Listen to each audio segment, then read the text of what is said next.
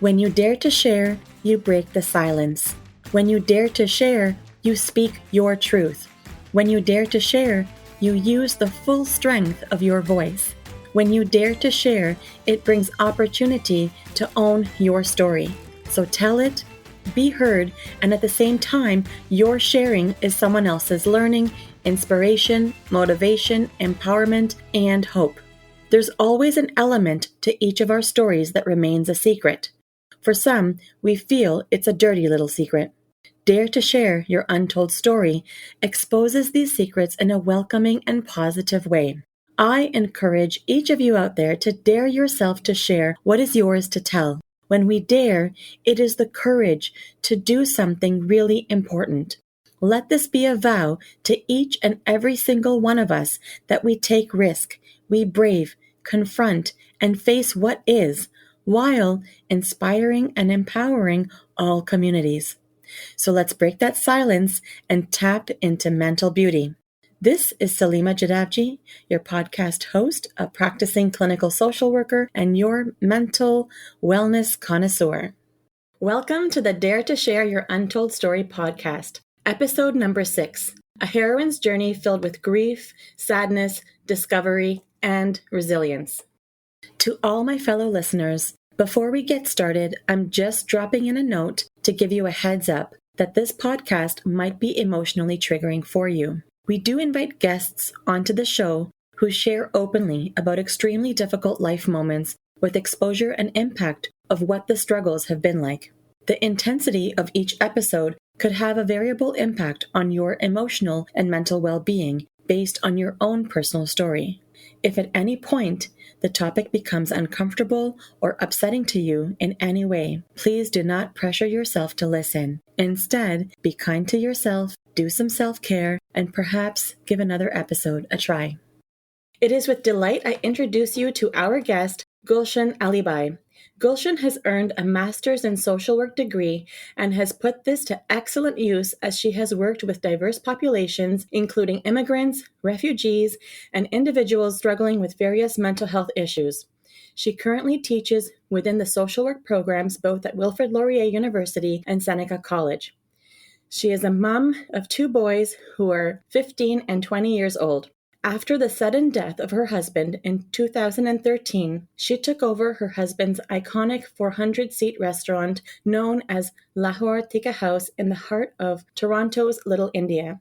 And by doing so, she has kept his dream alive of bringing the sense of community together. Hello, Gulshan. Welcome to the Dare to Share. Hello. Welcome to the Dare to Share Your Untold Story podcast. I really want to extend my gratitude to you for carving out the time to be part of this podcast during all of your busyness and showing your support for taking a stance to help break the barriers of mental stigma. Thank you so much for having me, and it's such a pleasure to do this. I'm so excited. I just can't wait for us to get started. Gulshan, as you know, this podcast is about bringing forward untold stories that people go through, whether directly about a mental health struggle or something else. And we know that no matter the story, there is impact on one's own mental health in some way, which remains tucked away. And so this platform serves as a way to break the barriers of mental stigma that have been conditioned in our society. So we are here really encouraging people to share and tell what individuals typically have reluctance for unveiling. So, Gulshan, I'm ready for this. Are you ready for the conversation? I'm ready. Excellent. Okay, so here we go. Give us the newspaper headline of how you would title your untold story. How would this headline read? Grief is by far bittersweet. Okay, grief is by far bittersweet. Can you tell me a little bit more about this title? Well, it's really interesting because I worked at the Canadian Mental Health Association for 20 years, and what I did is a lot around mental health promotion and breaking stigma around mental illness and mental health. And I did a lot of workshops around stress and grieving and trauma to a lot of newcomer communities. But what was so interesting to me is as social workers, you often think that, you know, when you yourself are going through trauma and grief, that you have the tools and that you're invincible because You have, the knowledge base, you have the tools, and you're a social worker. So you should be able Mm-hmm. to get through this because Mm-hmm. you have that. And what I found out is that you are not immune just because you're a social worker. Mm-hmm. We all grapple with mental health issues. 1 in 4 people have mental health issues, and it's not, again, immune to social workers. So Mm-hmm. I went through my grief process and went through a lot of depression.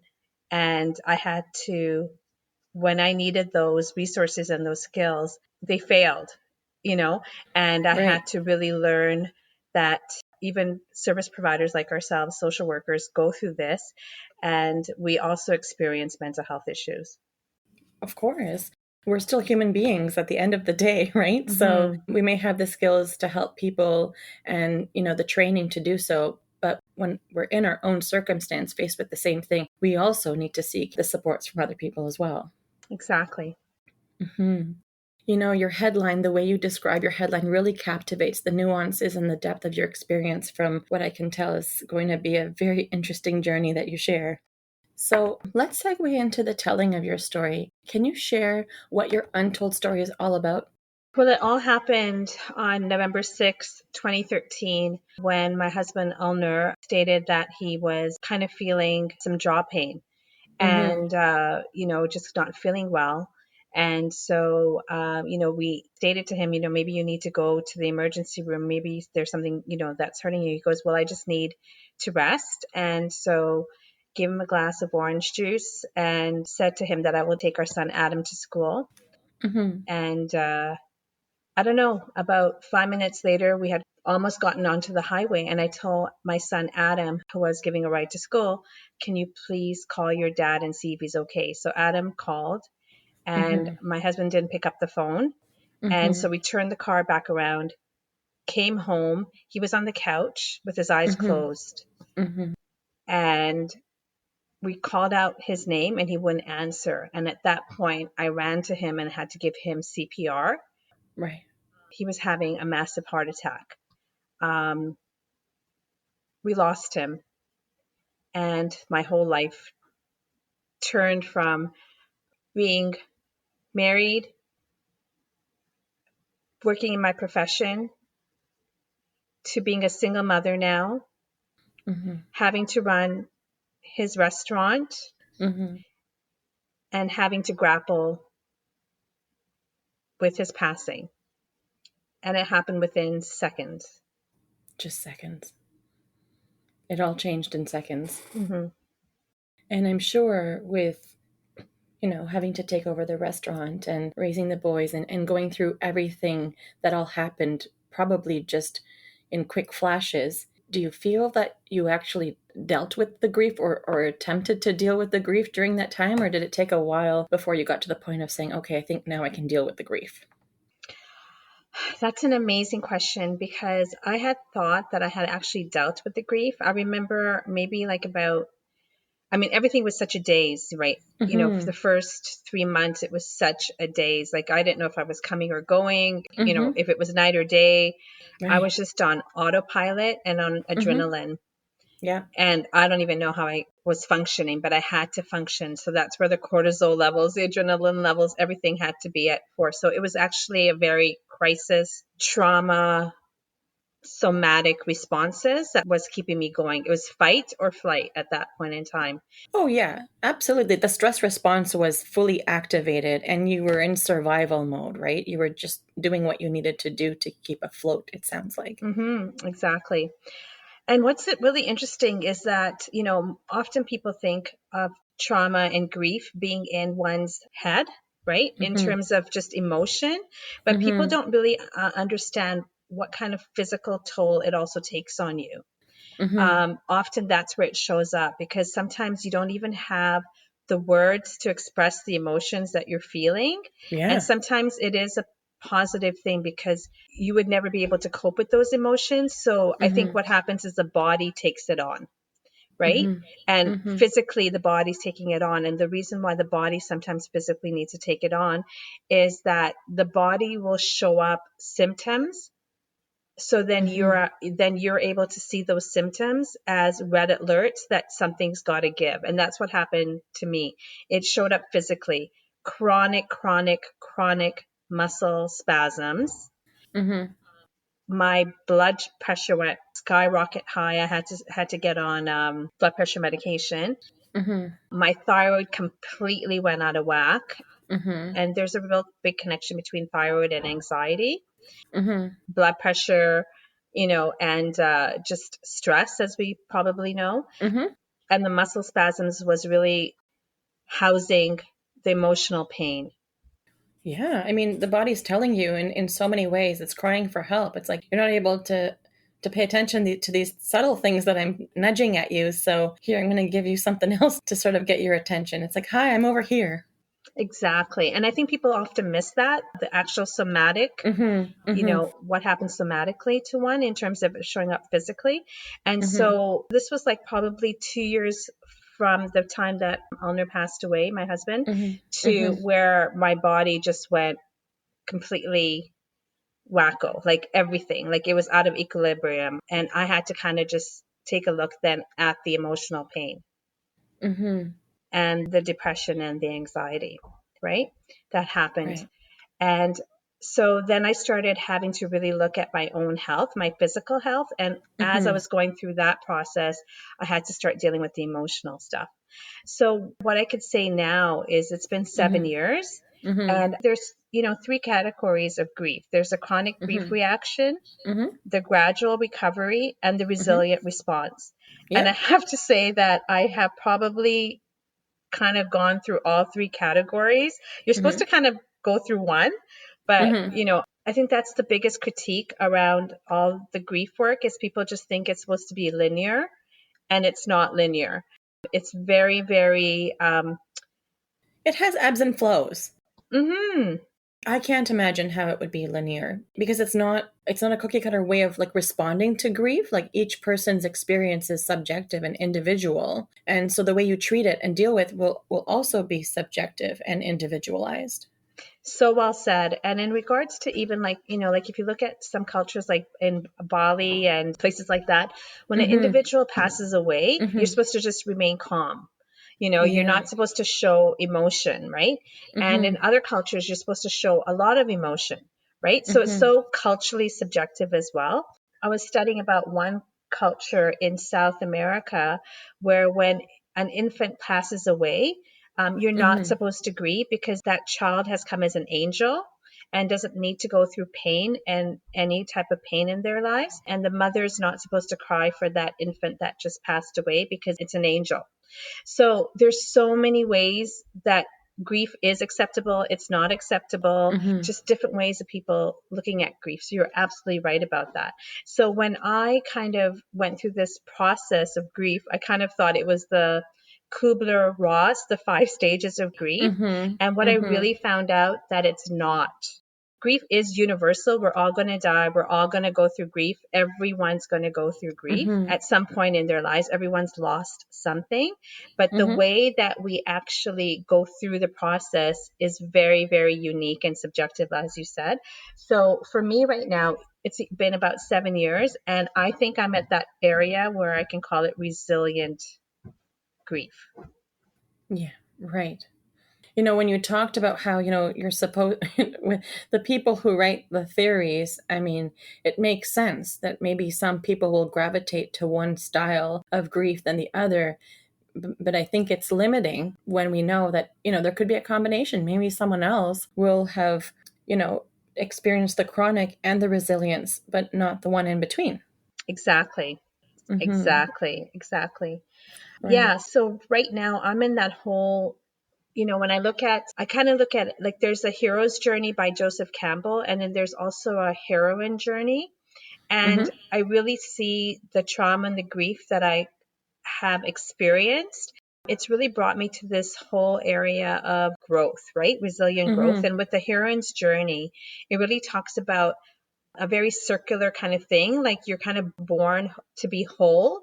And then because of Mm-hmm. socialization, culturalization, and all of the patriarchy, things completely you go through all these different stages and then you can become whole again. And I think Mm-hmm. through this whole journey of going through grief and loss and trauma and Mm-hmm. depression, it's really kind of brought me to be whole, and resilience is kind of where I'm Mm-hmm. at. And even if you look at Warden's task of Mm-hmm. mourning, there's the fourth stage. There's the accept the reality of the loss, work through the pain of the grief, Mm-hmm. adjust to an environment in which the deceased is missing, and Mm-hmm. find an enduring connection with the deceased while embarking on a new life. I Mm-hmm. think I'm at that stage. I'm at now kind of stage 4. But what I've Right. also found is that you can easily go back into stage 1 again. So it's not, again, linear. It could be Right. very cyclical and it could be very dialectical. And Yes. that's why I would say it would be bittersweet, because the stages are not in chronological order, but the Mm-hmm. stages are more dialectical. They're more circular. Mm-hmm. Yeah. And so the post traumatic growth that you talk about, this is very much more of a recent, like, resilience application, right? And I guess my understanding of post traumatic growth is, it's the benefit of positive finding. And it occurs after someone experiences adversity or challenge. And the result is when you see the big impact on the psychological level for the better and getting to a greater level of functioning. Can you say a little bit more about how you sort of were able to switch gears? Well, definitely it was through a lot of the dark night of the soul, I would have Mm-hmm. to say, where I just, the pain was so immense that Mm-hmm. I knew that if I didn't do the hard work and really feel Mm-hmm. the pain Mm-hmm. and sit with it, like one does when they go through, post traumatic stress, and really kind of Mm-hmm. sitting with the actual pain to be able to kind of get through it. I had to do that, because if I didn't, I was sinking. Mm-hmm. So you were very much engaging with what was occurring and what was being experienced rather than trying to like block it out. Right, because I told you, like, after I went through the whole Mm-hmm. in terms of how the grief actually affected me physically. I Right. had no other choice but to deal with it emotionally, because I knew that the only way that I could get better physically is if I Mm-hmm. dealt with the emotions. Well, Gulshan, you still had a choice, but you chose the better option, right? I guess that the physical toll was your wake up call that Yes. it's time. It's time that I deal. So the motivation, the driving force was there, Hmm. and that maybe got activated a little bit more for you. Hmm. Hmm. Yeah, so I had to take the journey, and it was a Mm-hmm. very painful journey, as Mm-hmm. grief usually, is painful, but at the end, there is so much, like we're just talking about right now, this psychological growth. Like it's almost like I built an extra layer of skin with that resilience, right? Mm-hmm. And what I think has been really empowering for me is, as a social worker, we often think that empathy is just something that's inborn in helping professionals. We talk Mm-hmm. a lot about empathy, right? And positive Mm-hmm. regard. But I will Right. tell you that I really believe now that one has to go through that journey to really be an effective helper. For me, I mean, not maybe for everyone, but for me as a social worker, I think it's made me a better mental health worker, because I've gone through that pain, right? And I can really Right. have that genuine empathy Mm-hmm. again, for me, for myself, as a helping professional. Yeah, the pain shaped you, and Yeah. perhaps because this is something that happened at a point where you were not at the start of your career either, you're able to look at yourself reflecting back without this experience, without this grief experience, how you perceived the world and how you sort of engaged with it. And you probably see a difference now. Yes, totally. And I see that in terms of how I engage with people. I mean, before it Mm-hmm. used to be kind of very surfacey kind of thing when I would Mm-hmm. help somebody, but now Mm-hmm. it comes from a deep, deep, deep Yeah. place of Mm-hmm. really kind of having, all I can say is that empathy is so real for me now, right? Yeah, you talk about the dark night of the souls, and there was another guest that came on the show that also talked about the dark night of the soul. And when you were talking just now about going surfacey, where you might have been more surface level before, I feel like when my experience of people who talk about their dark night of the soul and going through that it's like there's no fear to kind of keep going inward and digging more and more. So if you're in the helping profession and you're seeing where someone is at, you're not scared of their journey. You're really there by their side. So it's very easy to go to help them dig deeper and get to the core. Mm-hmm. Exactly. So much more with, going through this experience. Yeah, and it sounds like that's what you were describing. Right. And the resilience, like the growth, right? Like it just, Mm-hmm. I feel whole. Like when I was talking about the heroine's journey, Yes, I feel yes. like I had to go through the deep night of soul to be able to be whole again. And Mm-hmm. I think it's again, I know it's a cliche, but just really coming back to your authentic self Mm-hmm. and really being able to not defy people's expectations of you socially, culturally, religiously, Mm-hmm. right? And where it kind of makes you, I've been through this journey, I have gone Mm-hmm. through the pain. You cannot define me through your cultural, social, and religious lens. Mm-hmm. I've become whole and coming Mm-hmm. back to my authentic self. And I think for me, it's just my connection with my spirituality, Mm-hmm. which has become so much more vivid and so much more deep and so much more insightful Mm-hmm. through this journey. Yeah. Mm-hmm. It sounds like all of the things that you're talking about really exemplify what you're really grateful for in terms of going through this journey, being able to become whole again. That yes, you went through that dark night of the soul and it was painful and sometimes probably very draining and exhausting. But it sounds like by sticking it through, that feeling of wholeness is something that you know that you haven't experienced before, and you're very grateful for all that's come with it. Hmm. Hmm. And I think, just in terms of even the direction that I took, being a mental health worker and working within a very medical model type of organization and Mm-hmm. working within that certain lens, I was really kind of applauded myself because I actually took an alternative healing approach rather than the medical model.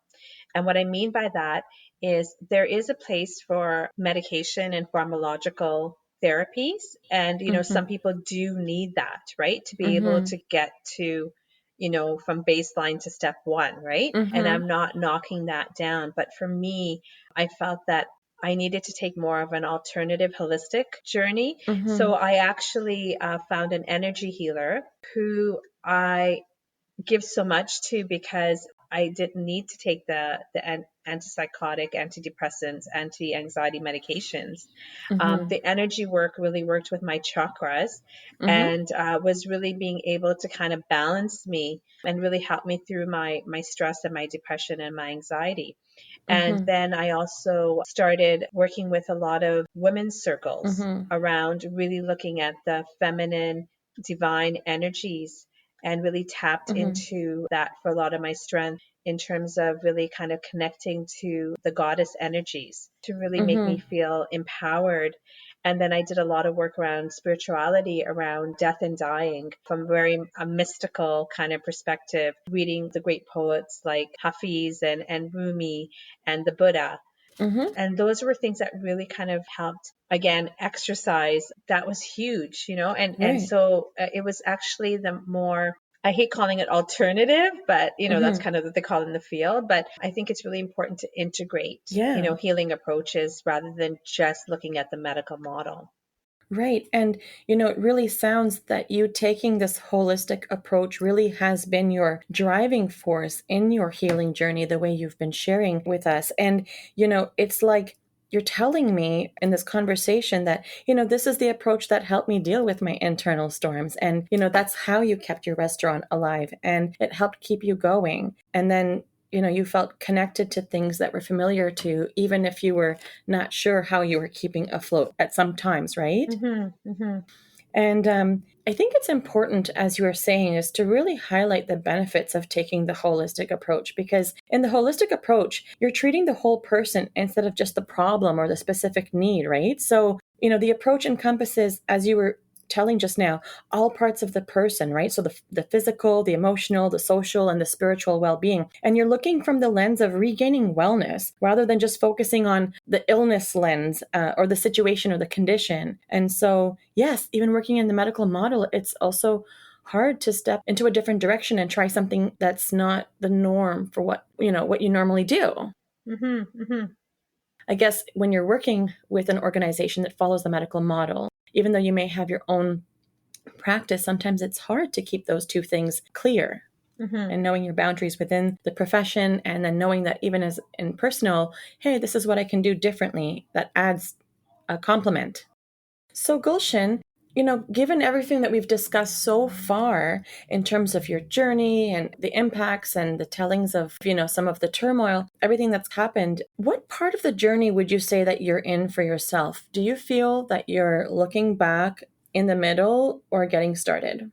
That's an amazing question. And I think from where I am right now, I think I'm really kind of now, how do I, okay, so it's really interesting because when I look at death, Mm-hmm. I don't look at it as the person is gone, right? Mm-hmm. How I've been able to kind of really cope with Eleanor's passing, my father's passing, my grandmother's passing is really that it's so part of me that I think what really helped me is understanding that they're not gone, Mm-hmm. right? So it's almost a paradox kind of thing. It's like they're Mm-hmm. not gone. And I really believe that they're here with me. And I'll kind of explain to you what I mean by that. Okay. Um, I had no experience running a restaurant. I mean, I'm a social worker, worked at a mental Mm-hmm. health agency for 20 years, Right. Right. and and I had to take over my husband's restaurant. Mm-hmm. As I said, I'm not an entrepreneur, Mm-hmm. right? But I felt like his presence with me at the restaurant. I mean, Mm-hmm. for example, things that I was trying to find and I couldn't find, and all of a sudden it would appear. I have to say magically, you Mm-hmm. know, how do I handle a situation? And if I really kind of looked at my sixth sense, messages would come, right? Right. People would also even say to me, they felt his presence there. Customers who walked in there would say, we still feel him here, you know? Wow. And I Yeah. really feel that that actually helped me so much deal with the grief, knowing that he wasn't gone, right? Mm-hmm. And I think what's happening in our Western kind of medical model Mm-hmm. is that we kind of say when someone dies, they're gone, right? And I really think we need to kind of re-examine that. They're Mm-hmm. not. I think they've just kind of passed over. And I look at very spiritually that they're there. And they Mm-hmm. are guiding us and they're around us, right? Because we do need them during our grief period, right? Right. So I really took a lot of comfort in that. And I know that a lot of people kind of looked at me very strangely for kind of talking about it in that regard. But I really believe that we need to really, again, reflect on how somebody is passing. They're not dead, you know? And It's a and I know, reframe, yeah, right? It's a exactly. reframe. So they're not with Yeah, us physically. We don't get right. to see them on a physical level, but there's so many other parts of them that still keep going. Exactly. And I think that's what's given me comfort today. And Mm-hmm. at that point in time, and I still believe my husband is still somewhere part of that restaurant. And Mm-hmm. there were times where I'm like, I can't do this restaurant anymore. I can't deal with this anymore. This is just way too much work. And Mm-hmm. I actually had a lot of individuals coming to me and wanting to buy the property that the restaurant is housed in. Mm-hmm. And, when I would see a bulldozer kind of going through the place, converting Mm-hmm. it into some kind of other, something else, I couldn't do it. And Mm-hmm. so I know that it's because I feel it's almost like a legacy. It's almost like the Taj Mahal, Right. where it's a mausoleum, Mm-hmm. and the spirit of the individual is still there. That's kind of how I look at the Hortica House and the restaurant. That I'm not ready to let it go, and that doesn't mean that I'm not. Oh, I'm still kind of going through the grief process, and I'm probably at that place where I'm finding and enduring a connection with the passing of my husband while still Mm-hmm. embarking on a new life. So it's almost like balancing it in a way. Like I'm Yeah, like I'm ready.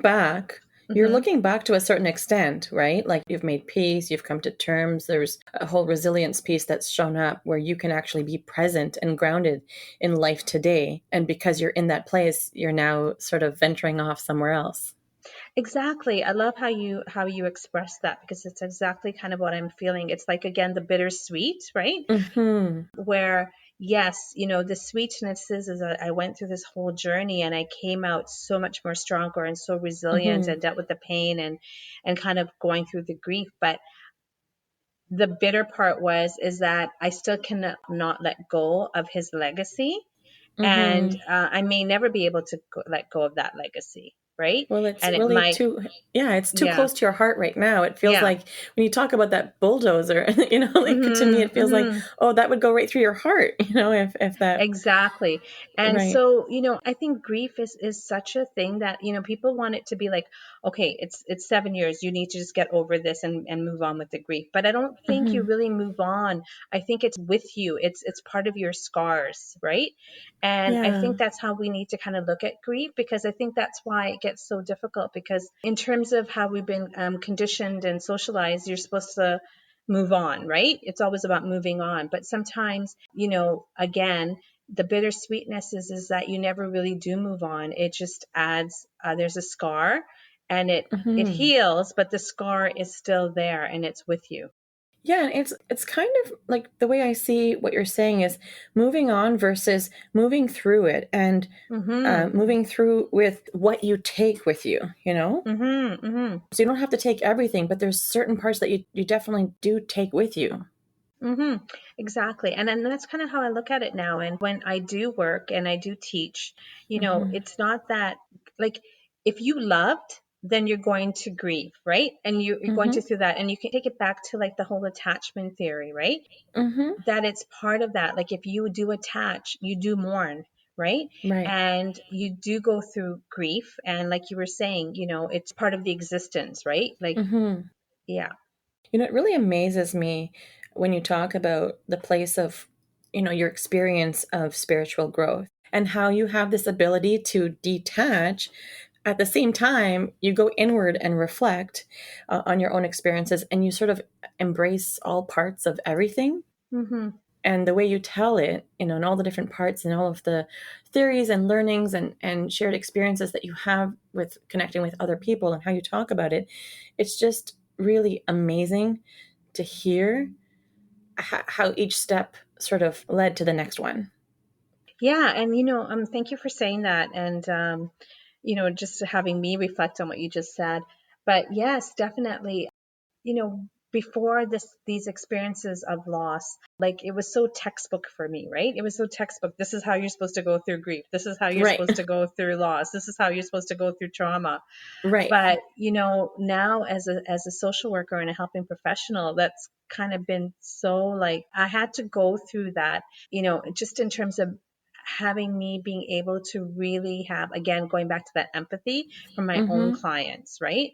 Mm-hmm. And really getting that message that it's not linear and it's so subjective, Mm-hmm. and you need to sometimes throw the textbook away. Yeah. Throw the textbook Hmm. away. I like that. Hmm. um, so, you talked about the socialization of grief. It's come up a couple times in our conversation. Hmm. And we've talked about, the individualized experience of grief. It does look so different for each person. Now, looking at your family unit, did you find that it was hard to grieve together? Oh, definitely. And my boys were 8 and 12 when they lost their father. Hmm. Such a tender Yeah, time. exactly. And you know what? Being a social worker again, I would like, you guys need to talk about the grief, and we need to express the grief. Right. And they didn't want anything to do with it. Hmm. And the thing is, all of us grieved so differently, and we grieved separately. And Yeah. to this day, it's been 7 years, Hmm. and my son still will not. I don't think he's dealt with the grief. I think it's very much, as we often say, unresolved, right? Yeah. It's like, I don't think he's accepted the reality of the loss or worked through his pain. Right. And he's 20 now. And with my younger son, who's 15, he Hmm. was 8 years old when his father passed away. Yeah. And, I have, like, the restaurant is a legacy to my husband. There's pictures of him everywhere. Hmm. When people come in, it's like his restaurant. They'll see a huge picture of him when they walk in. I still can't claim it as mine. And with the boys, I mean, in my house as well, there's pictures Hmm. of Ulner everywhere, Hmm. of my father. Like, it's almost like, again, a mausoleum. But Hmm. I feel like, to them, they don't want to talk about it. They don't want to acknowledge it. It's just there. So I don't know. I mean, for me, I feel it might be Hmm. another, when they have their own kids, or they haven't really, I don't feel like they've really gone through the process. And that's why Right. I think for them, it's the gradual recovery. It's gradual. Right. Yeah.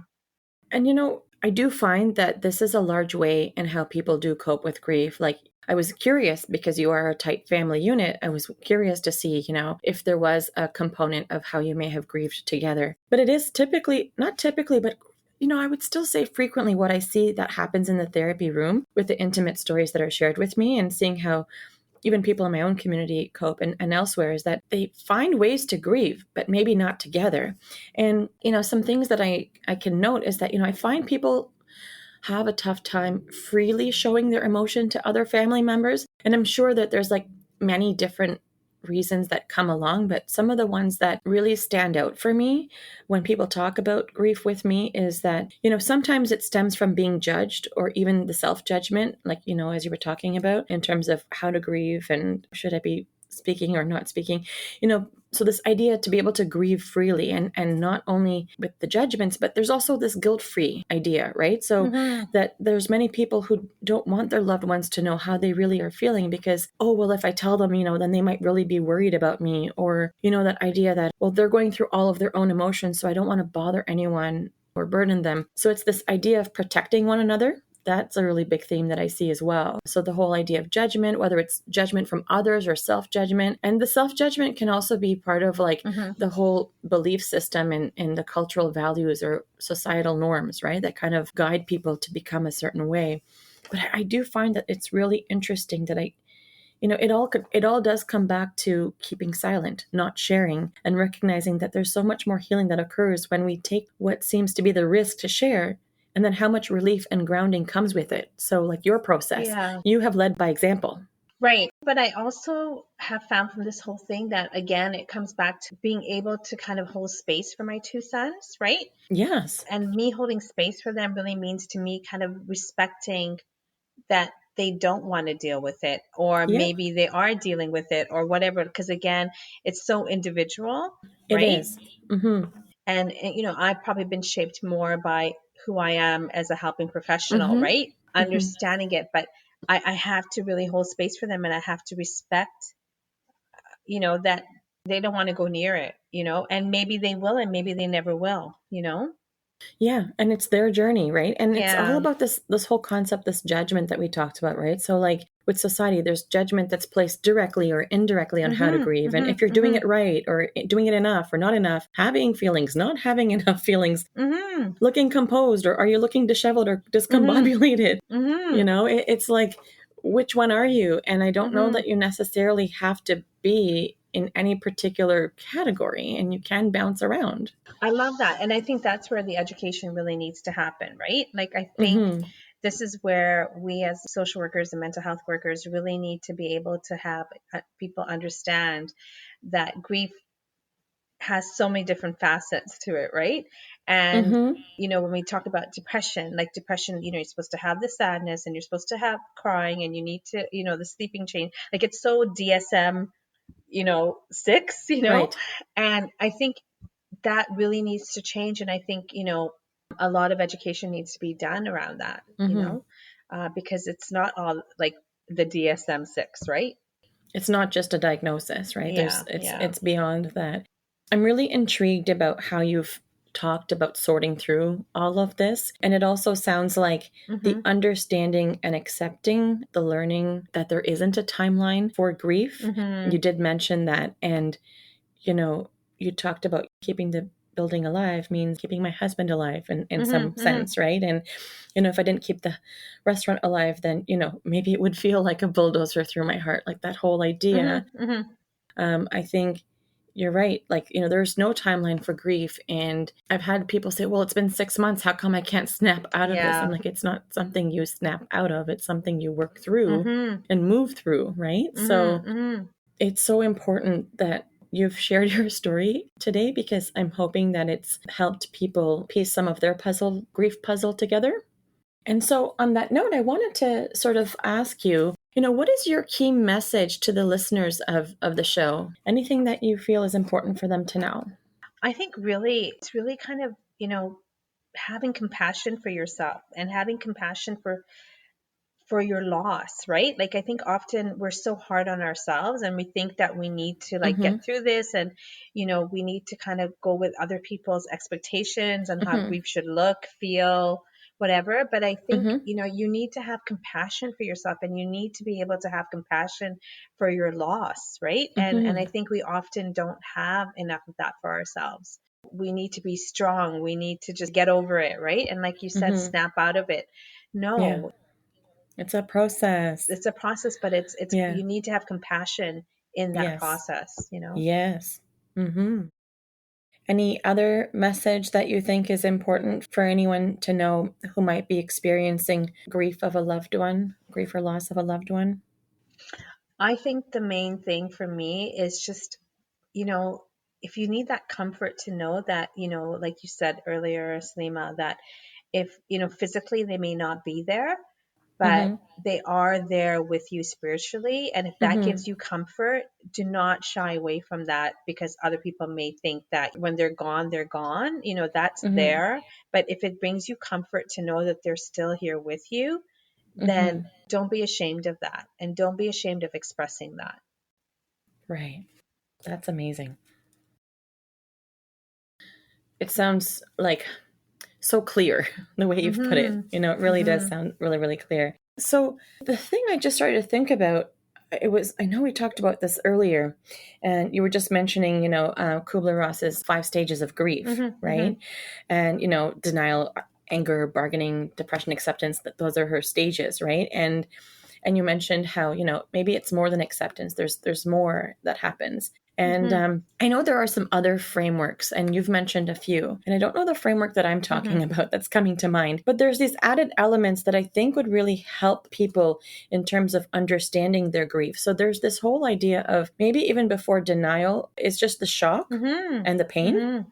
right? That goes along with it, that Mm-hmm. might actually happen before the denial. Mm-hmm. And then somewhere in there, I think that there's this guilt and reconstruction and working through before you get to acceptance, Yes, I totally agree. And there's this right? whole area right now of how there's, when you look at trauma and when you look at Mm-hmm. grief, it's like intersections of that, right? Yeah, it's a And parallel process almost. exactly. So you're right. You're talking about the actual crisis, like the crisis, the shock, Mm-hmm. that one Mm-hmm. goes through. And I don't think you can separate both grief and trauma. Like it's so interwoven.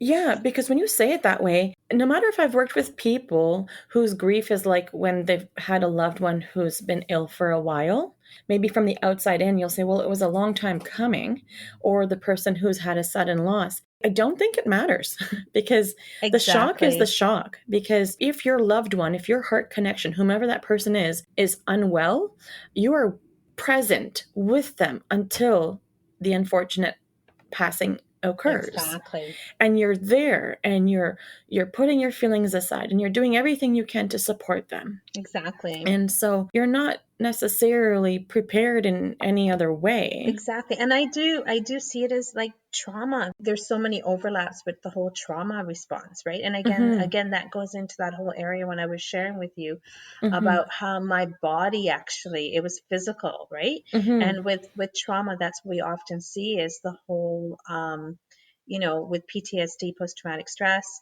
we often Mhm. see it kind of really getting into the physical symptoms, right? Mhm. And I really Mhm. see grief like that as well, Mhm. that it's overlaps with trauma. Right. So, Gulshan, as we come closer to the end, I just wanted to ask, what is a cause or an organization that has been impactful to you on your journey that you would like to give a shout out to?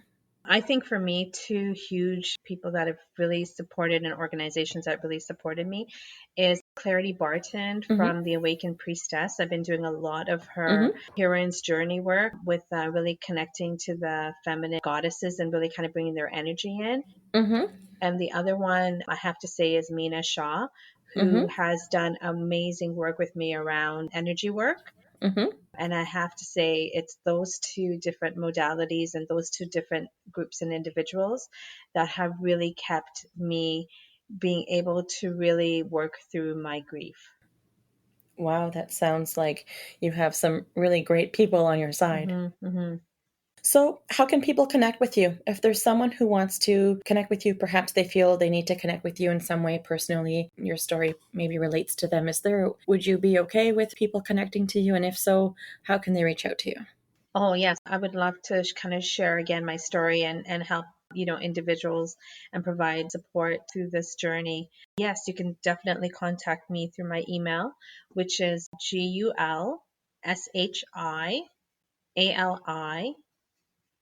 GulshanAlibhai@gmail.com. So it's gulshialibai@gmail.com. Awesome. Gulshan, this was such a touching and important conversation. Thank you for sharing fully without holding back and letting your voice lead the way from where it began all the way to where you are now. I just wanted to thank you so much, Salima, for giving me the opportunity to tell my story and how you've really created a beautiful platform for people to help one another. So I really applaud you for the work that you're doing. Thank you. It's my pleasure. And again, thank you for being part of Dare to Share Your Untold Story and helping to be a voice in breaking down the barriers of mental stigma. We're so happy to have you here. Thank you again. I'm really hopeful that this will help, the story that you've shared today will also help others come forward to tell a story of their own. I'm hoping that we can keep this moving forward.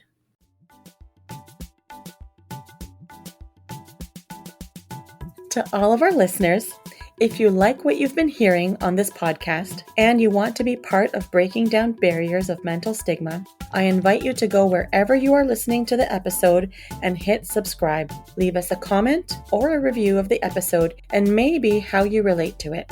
To learn more about what we offer, visit www.daretoheal.co. And if you are feeling ready and brave to share, please submit your story by visiting www.daretoshare.co. Thanks for joining in.